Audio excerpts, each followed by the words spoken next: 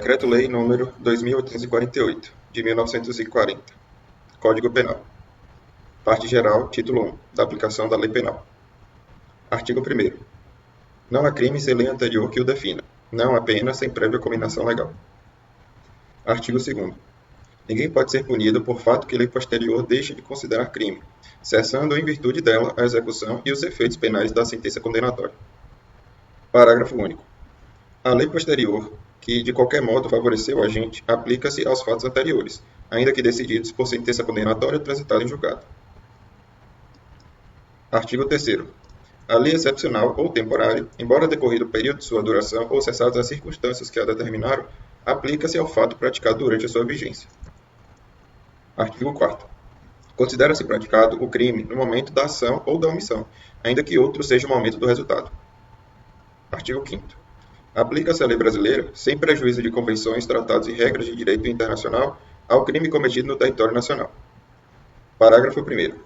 Para os efeitos penais, considera-se como extensão do território nacional as embarcações e aeronaves brasileiras de natureza pública ou a serviço do governo brasileiro, onde quer que se encontrem, bem como as aeronaves e as embarcações brasileiras, mercantes ou de propriedade privada, que se achem, respectivamente, no espaço aéreo correspondente ou em alto mar.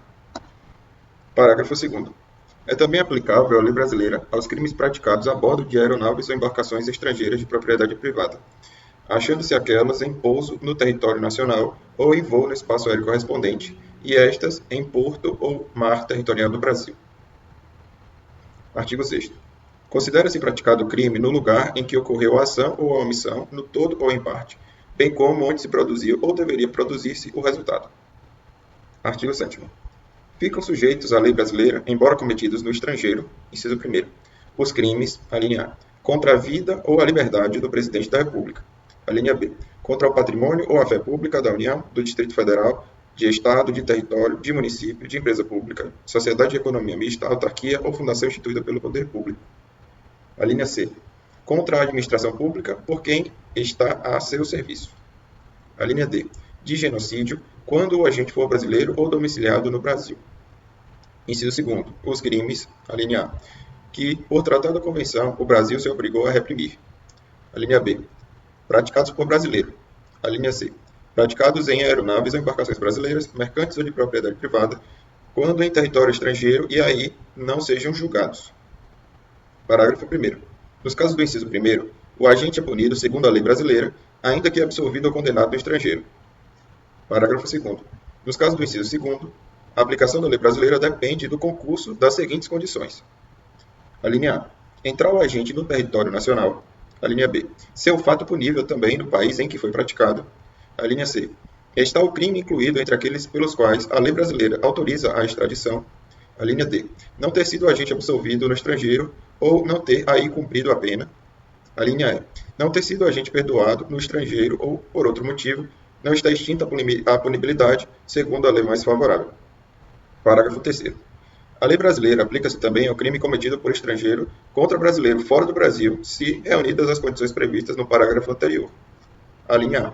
Não foi pedida ou foi negada a extradição. Alínea B. Houve requisição do Ministro da Justiça.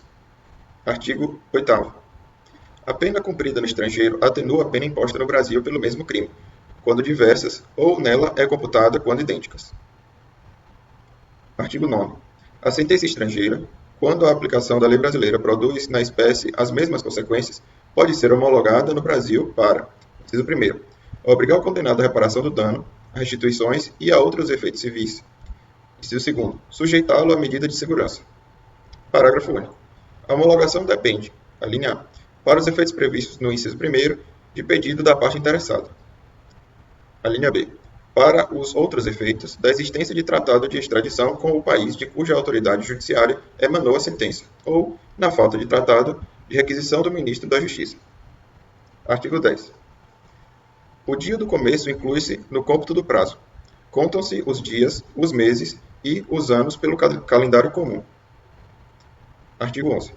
Desprezam-se, nas penas privativas de liberdade e nas restritivas de direito, as frações de dia e, na pena de multa, as frações de cruzeiro. Artigo 12.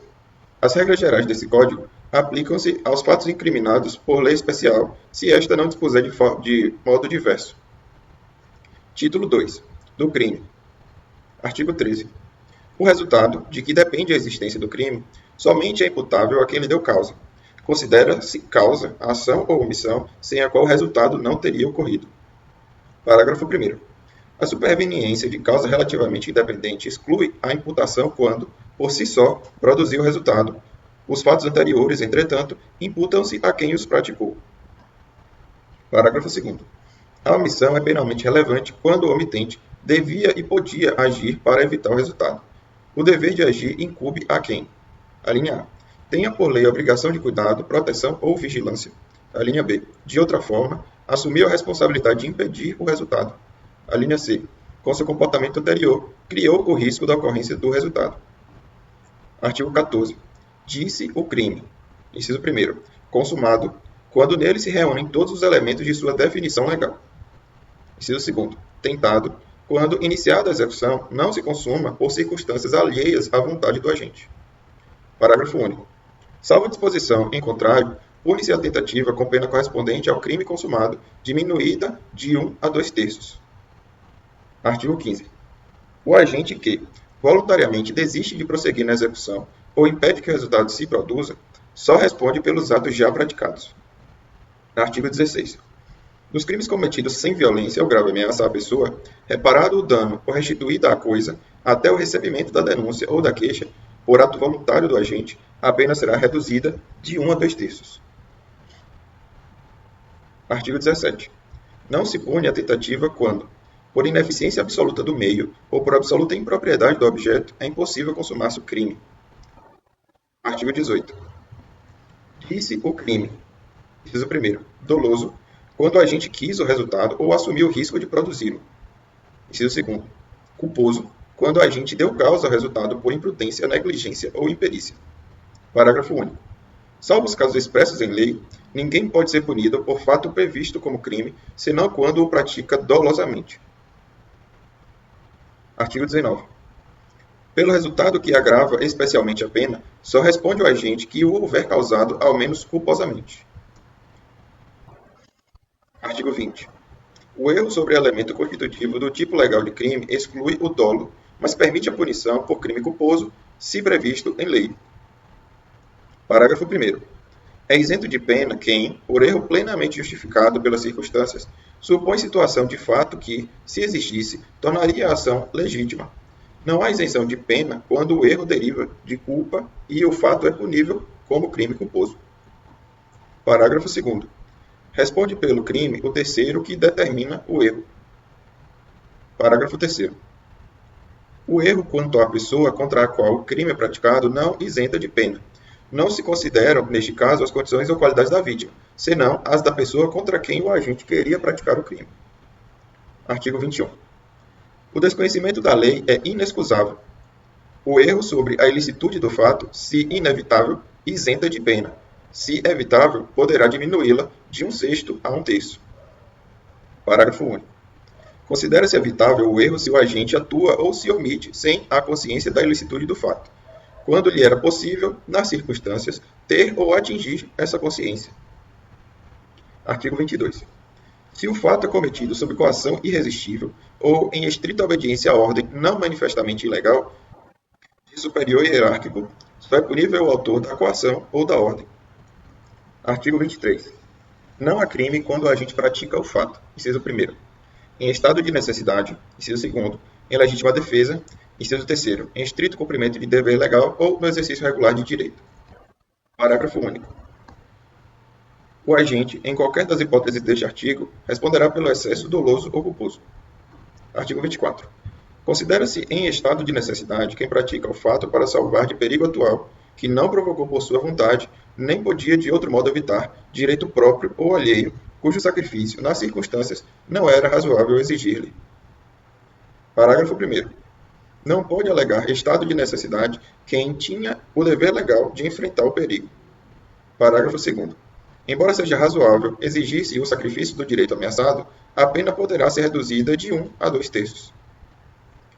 Artigo 25. Entende-se em legítima defesa quem, usando moderadamente dos meios necessários, repele injusta agressão atual ou iminente a direito seu ou de outrem. Parágrafo único. Observados os requisitos previstos no caput deste artigo, considera-se também em legítima defesa o agente de segurança pública que repele agressão ou risco de agressão à vítima mantida refém durante a prática de crimes. Título 3. Da imputabilidade penal. Artigo 26. É isento de pena o agente que, por doença mental ou desenvolvimento mental incompleto ou retardado, era, ao tempo da ação ou da omissão, inteiramente incapaz de entender o caráter lícito do fato ou de determinar-se de acordo com esse entendimento. Parágrafo único.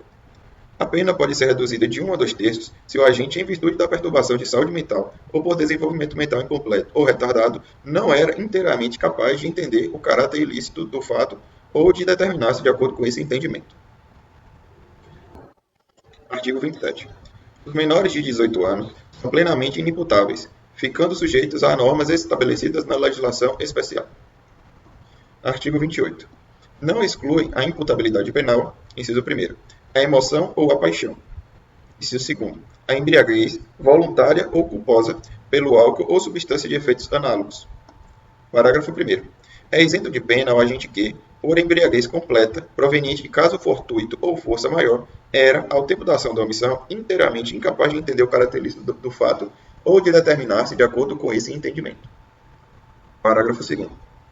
A pena pode ser reduzida de 1 a 2/3 se o agente, por embriaguez, proveniente de caso fortuito ou força maior, não possuía, ao tempo da ação ou da omissão, plena capacidade de entender o caráter ilícito do fato ou de determinar-se de acordo com esse entendimento. Título 4. Do concurso de pessoas. Artigo 29. Quem, de qualquer modo, concorre para o crime, incide nas penas a este cominadas, na medida de sua culpabilidade. Parágrafo 1º. Se a participação for de menor importância, a pena pode ser diminuída de 1/6 a 1/3. Parágrafo 2º. Se algum dos concorrentes quis participar de crime menos grave, ser-lhe-á aplicada a pena deste. Essa pena será aumentada em até metade na hipótese de ter sido previsível o resultado mais grave. Artigo 30. Não se comunicam as circunstâncias e as condições de caráter pessoal, salvo quando elementares do crime. Artigo 31. O ajuste, a determinação ou a instigação e o auxílio, salvo disposição expressa em contrário, não são puníveis, se o crime não chega, pelo menos, a ser tentado. Título 5. Das penas. Capítulo 1. Das espécies de pena. Artigo 32. As penas são, inciso 1º, privativas de liberdade, inciso 2º, restritivas de direitos, inciso 3º, de multa. Seção 1. Das penas privativas de liberdade. Artigo 33. A pena de reclusão deve ser cumprida em regime fechado, semiaberto ou aberto. A de detenção em regime semiaberto ou aberto, salvo necessidade de transferência a regime fechado. Parágrafo 1º. Considera-se, a linha A, regime fechado, a execução de pena em estabelecimento de segurança máxima ou média. A linha B, regime semiaberto, a execução da pena em colônia agrícola, industrial ou estabelecimento similar.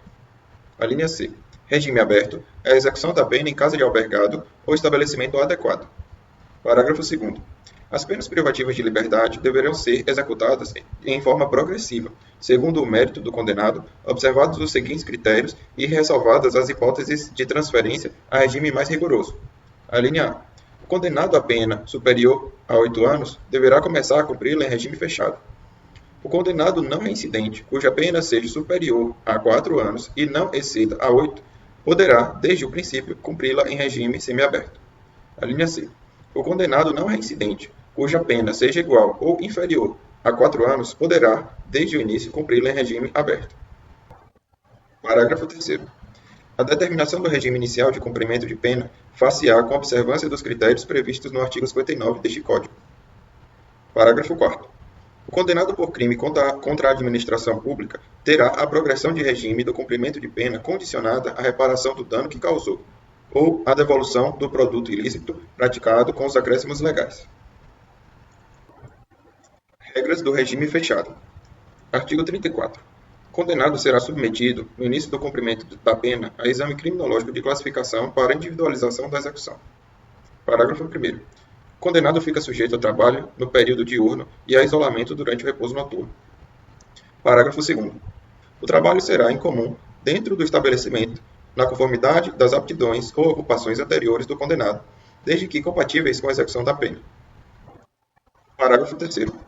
O trabalho externo é admissível no regime fechado em serviços ou obras públicas. Regras do regime semiaberto. Artigo 35. Aplica-se a norma do artigo 34 deste Código CAPT, referente a exame criminológico de classificação para individualização da execução, ao condenado que inicie o cumprimento da pena em regime semiaberto. Parágrafo 1º. O condenado fica sujeito a trabalho em comum durante o período diurno, em colônia agrícola, industrial ou estabelecimento similar. Parágrafo 2º. O trabalho externo é admissível, bem como a frequência cursos supletivos profissionalizantes de instrução de segundo grau ou superior. Regras do regime aberto. Artigo 36. O regime aberto baseia-se na autodisciplina e senso de responsabilidade do condenado. Parágrafo 1º.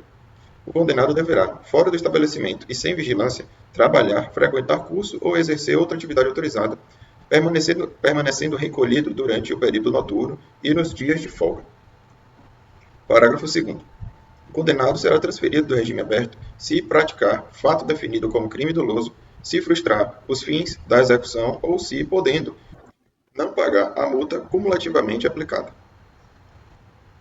Regime especial. Artigo 37. As mulheres cumprem a pena em estabelecimento próprio, observando-se os deveres e direitos inerentes à sua condição pessoal, bem como, no que couber, o disposto neste capítulo. Artigo 38. O preso conserva todos os direitos não atingidos pela perda da liberdade, impondo-se a todas as autoridades o respeito à sua integridade física e moral. Artigo 39. O trabalho do preso será sempre remunerado, sendo-lhe garantidos os benefícios da Previdência Social. Artigo 40. A legislação regulará a matéria prevista nos artigos 38 e 39 deste Código, bem como especificará os deveres e os direitos do preso, os critérios para revogação e transferência dos regimes e estabelecerá as infrações disciplinares e correspondentes sanções. Artigo 41.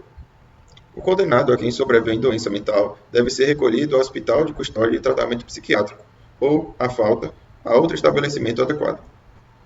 Artigo 42. Computam-se, na pena privativa de liberdade e na medida de segurança, o tempo de prisão provisória, no Brasil ou no estrangeiro, o de prisão administrativa e o de internação em qualquer dos estabelecimentos referidos no artigo anterior. Seção 2. Das penas restritivas de direitos. Artigo 43. As penas restritivas de direitos são: inciso 1º, prestação pecuniária; inciso 2º, perda de bens e valores; inciso 3º, limitação de fim de semana; inciso 4º, prestação de serviço à comunidade ou a entidades públicas; inciso 5º, interdição temporária de direitos; inciso 6º, limitação de fim de semana. Artigo 44. As penas restritivas de direitos são autônomas e substituem as privativas de liberdade quando: inciso 1º, aplicada a pena privativa de liberdade não superior a 4 anos e o crime não for cometido com violência ou grave ameaça à pessoa ou qualquer que seja a pena aplicada se o crime for culposo. Inciso 2º.